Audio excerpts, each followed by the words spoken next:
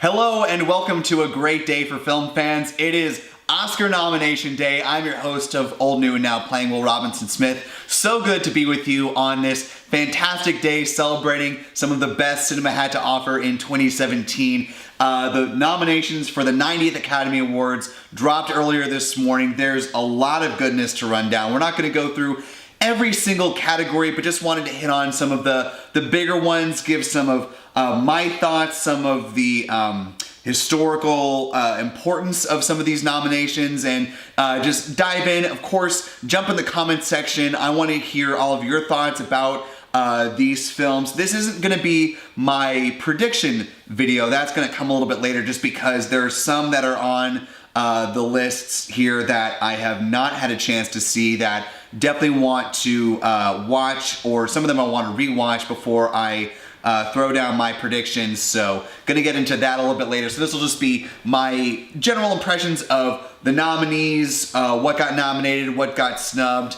in my opinion. I didn't see a whole lot of snubs, just saying this right off the bat, but there was one that did jump out at me as soon as I did not hear its name. So we'll get into all of that, but let's start with the first category, the big kahuna. We'll go with Best Pictures. So your nominees for this category are Call Me By Your Name, Darkest Hour, Dunkirk, Get Out, Lady Bird, Phantom Thread, The Post, The Shape of Water, and 3 Billboards Outside Ebbing, Missouri. So in this category, the only films that, well, I shouldn't say only, the films that I have not yet seen at this point as I'm recording this video are Call Me By Your Name, Darkest Hour, and The Post. The other 6 I have seen, which is better than some years, certainly for me. I think all of those are very doable. I believe all of them are playing right now at a theater near me, and I'm hopeful a theater near you if you haven't had a chance to see those. Immediate impressions on this one, super happy to see Get Out and Lady Bird on this list. If you watch my top 10 list, you know that I really love both of those films. Get Out, spoiler alert for that video, Get Out was my favorite movie of 2017. I thought that what Jordan Peele did for that film and for just the horror genre was fantastic. You know, a lot of surprise elements in there. You know, it's really a rewatchable film. There are a lot of things that you can understand better or differently upon repeat viewing. So I'm really happy to see that film got nominated just in general. Call Me By Your Name is getting a lot of really good buzz, so I'm really excited to see that. Of course, Darkest Hour. Dunkirk is the one that I feel like I need to rewatch, because I felt like the first time around I liked it and I really appreciated what Christopher Nolan did in that film, but for whatever reason I don't think I was in the right headspace that day to just really absorb and appreciate everything that Christopher Nolan was putting into that film. So that's one that I want to give another look at. Shape of Water, obviously, if you've been reading up on any of the Oscar nomination articles at this point, you know that it is the winner as far as the number of nominations. It comes in a little bit short, or one nomination short of being in that top tier of most nominees, or most nominations of all time. That would be 14. It comes in at 13, which is, of course, nothing to sneeze at. That's still fantastic for that film. I don't know if it'll be a big sweep. I know 3 Billboards Outside Ebbing, Missouri is going to give it a run for its money. Dunkirk has 7 nominations. So, you know, there's, as far as the numbers game, who knows, but it's definitely making a strong showing. So, you know, I think as far as Best Picture, 10 was possible that they could have had it. So, you know, I guess I would have liked to have seen like a Wonder Woman possibly sneak in there. You know, was a little disappointed, I guess, to overall not see that was a big snub. And I'll go back through and look again, but I don't think Wonder Woman got any nominations in any of these categories. So that's unfortunate, because I thought that was a really excellent film. We'll get to it later, but I thought Logan possibly could have been a dark horse candidate for that 10th spot as far as Best Picture goes. So those are a couple that, you know, I guess we're not quite at the point of getting comic book movies into that upper echelon of being considered for Best Picture. I felt like we were really, really close. I thought Logan, there was a good argument for that. There was certainly a case for Wonder Woman. Both great films, certainly to be appreciated. Nothing to take away from that, but let's move on to some of the acting categories. So, for Best Actor in a Leading Role, we have Timothée Chalamet for Call Me By Your Name, Daniel Day-Lewis in Phantom Thread, Daniel Kaluuya in Get Out, Gary Oldman for Darkest Hour, and Denzel Washington in Roman J. Israel Esquire. So, again, Call Me By Your Name, haven't seen it, so I can't comment on Chalamet's performance. Same with Gary Oldman, same with Denzel. I don't know, Roman J. Israel was a film that, it looked good, and for whatever reason, I just, you know, didn't get around to seeing it, so hopefully I can catch that on a streaming service at some point, or unless it's out on Blu-ray now, I'll have to double check that. Lot of buzz behind Gary Oldman, so, you know, no shock there that he was in. Daniel Kaluuya, I hope I'm pronouncing that right.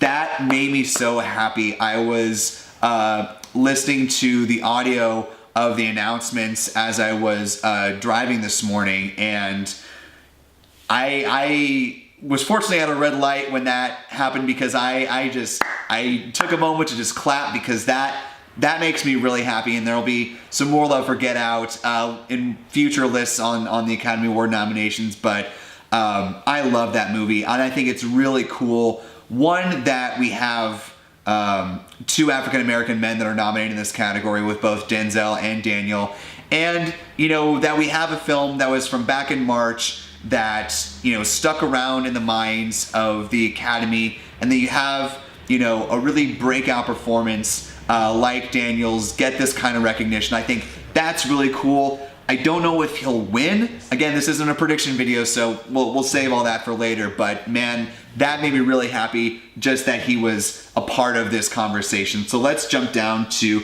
performance by an actress in a leading role. We have Sally Hawkins in The Shape of Water, Frances McDormand for 3 Billboards Outside Ebbing, Missouri, Margot Robbie for I, Tonya, Saoirse Ronan in Lady Bird, and, surprise, surprise, Meryl Streep in The Post.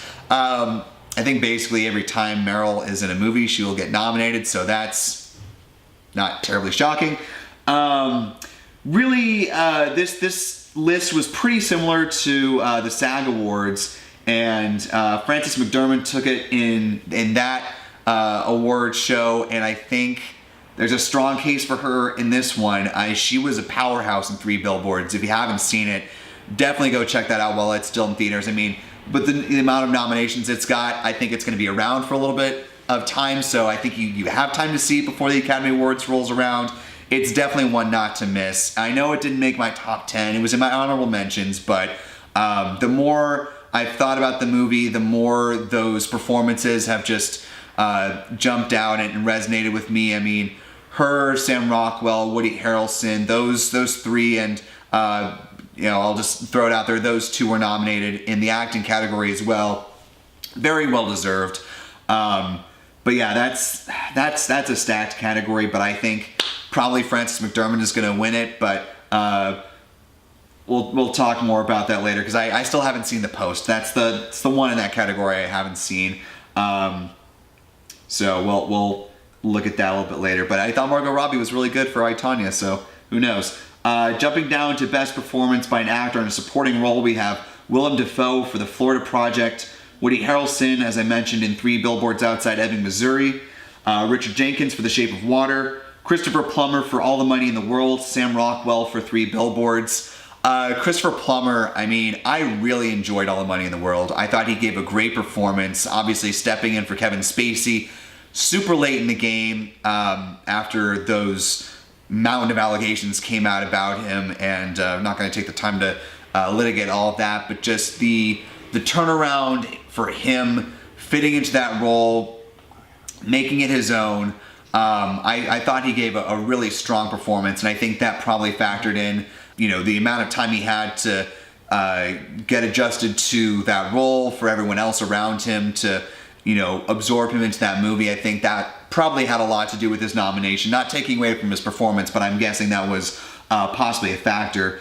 Haven't seen The Florida Project. I've seen the other 3 movies that are part of this category, so I can't comment on Dafoe, but I've heard really good things about The Florida Project. Obviously, it's nominated for an Academy Award, so there's some good things in there. We'll have to go back and check that one out, but I think probably one of the guys from 3 Billboards has a strong showing and a strong chance to take that one, because that was just an excellent movie. So moving on to performance by an actress in a supporting role, we have Mary J. Blige for Mudbound, Allison Janney for I, Tonya, Leslie Manville in The Phantom Thread, Laurie Metcalf in Lady Bird, and Octavia Spencer for The Shape of Water. Mudbound, that's the one that I haven't seen in this category, so can't comment on Mary J. Blige for this one, but I believe I was reading that, just go ahead and check this real quick.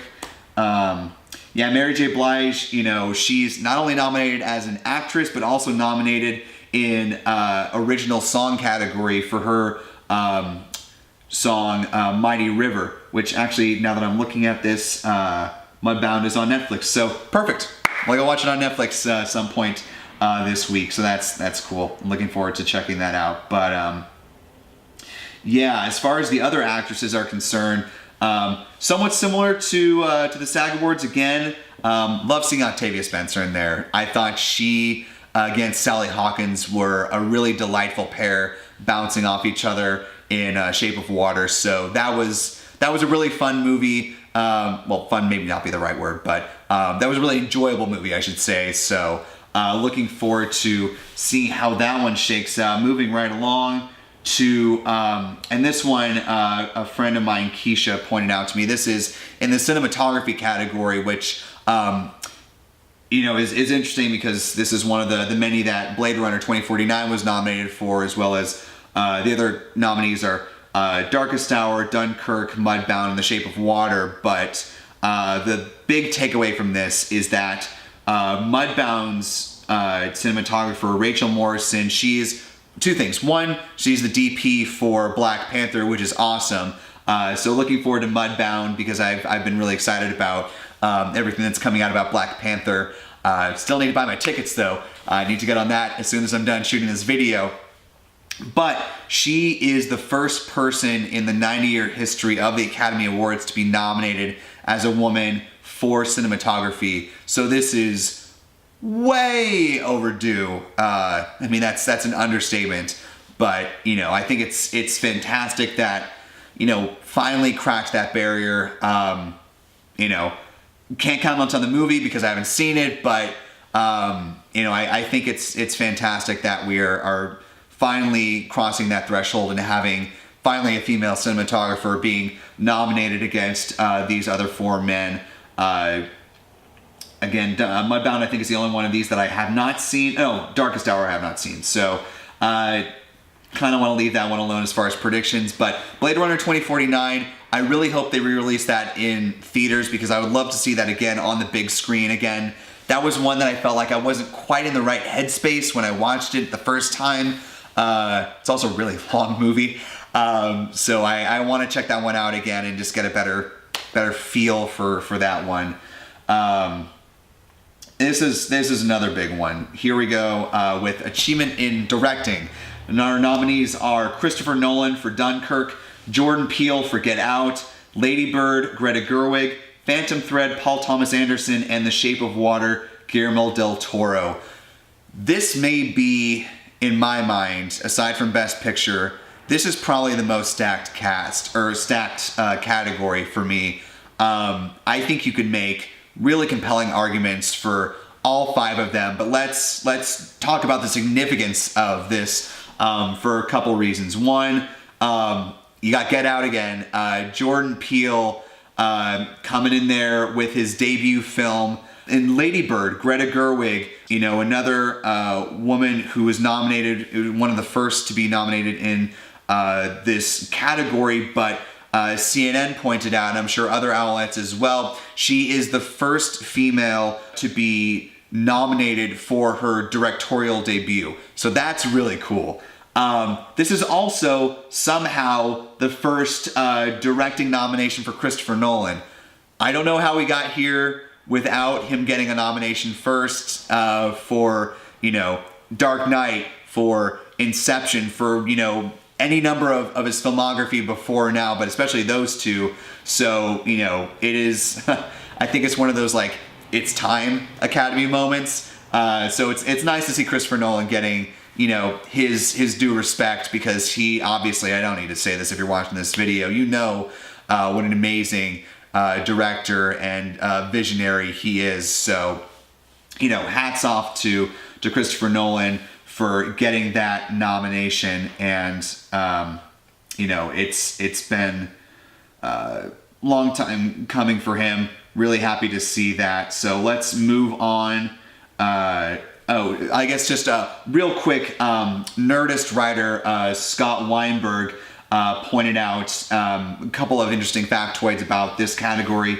That Jordan Peele is the 5th black person to be nominated for Best Director, and Greta Gerwig is only the 5th woman to be nominated for Best Director. So 2 important milestones. We're only at 5 for both of those demographics. So it's progress. It's slow progress, but good to see that we are continuing that march on and seeing those move forward. So thank you, Scott Weinberg, for pointing that out. That is really cool. All right, and the last couple of ones that I wanted to get to, Best Adapted Screenplay, we have Call Me By Your Name, The Disaster Artist, Logan, Molly's Game, and Mudbound. So a couple in there that I haven't seen. Again, Call Me By Your Name, Mudbound, so taking those off the table. There we got Logan. So that, I honestly, it's, if you'd ask me what do I think Logan would get a nomination for, probably would never have guessed adapted screenplay. Obviously it's based on the Marvel comics, so of course it would be adapted screenplay for the writing category. But yeah, that one, that came out of left field. That's a cool nomination though. I really liked the writing in there, and obviously without that screenplay we wouldn't have gotten the fantastic performances from Hugh Jackman, from Patrick Stewart, and from the rest of the cast that was surrounding them. So, little disappointed that Patrick Stewart didn't get a Best Supporting Actor nomination, but that's okay. And then finally we have Best Original Screenplay, The Big Sick, Get Out, Lady Bird, The Shape of Water, 3 Billboards Outside Ebbing, Missouri. Again, some of my favorite films from last year. I think this is the first category I've gone down where I have actually already seen all the films, so woo! Love seeing The Big Sick in there, because I think that may have been its only nomination. Let me just check this real quick. Big Sick. Yeah, that was their only nomination. So love that it got some recognition, because that was just a really delightful film. It popped up in my top 10 best films of 2017, my personal favorites. So love seeing it in this category. And Lady Bird 2, again, Greta Gerwig strikes in this category as well. Jordan Peele hits in this category. So both of those two, for very differing reasons, loved seeing their films and multiple facets of their films recognized in such great ways. So I think one of the bigger snubs that I saw coming out of the Academy Awards was really just achievement in visual effects, where they did not nominate Shape of Water. I was pretty surprised at that. They have Blade Runner 2049, Guardians of the Galaxy Volume 2, Kong Skull Island, Star Wars The Last Jedi, and War for the Planet of the Apes. And I mean, it's hard to say necessarily what I would have bumped off to put Shape of Water in, but I don't know. I might have taken out Kong Skull Island at looking at this list. I probably would have taken out Kong Skull Island. I think the rest very deservedly should be there, and I'm not saying Kong doesn't necessarily need to be in there, but it doesn't. to me. That's just my personal opinion. So those are a few of the Academy Award nominations or nominees that are there. Obviously, there's a bunch more that we didn't go into, or otherwise this video would have been way longer. So those are my quick-ish thoughts on all of those, but I want to hear what you thought about these nominees. Who do you think is going to run away with the Academy Awards? Do you think because it got so many nominations that Shape of Water is just going to sweep? Do you think that some surprise films might pop up and take the win? You know, it's always interesting to see. Academy Awards are on, I believe it's March 4th. Sunday, March 4th, yeah, hosted by Jimmy Kimmel over on ABC, so definitely looking forward to that. I'll have my prediction video coming out some point in the future once I've seen more of these films, but want you to jump in the comments section. Let me know what did you think that got snubbed?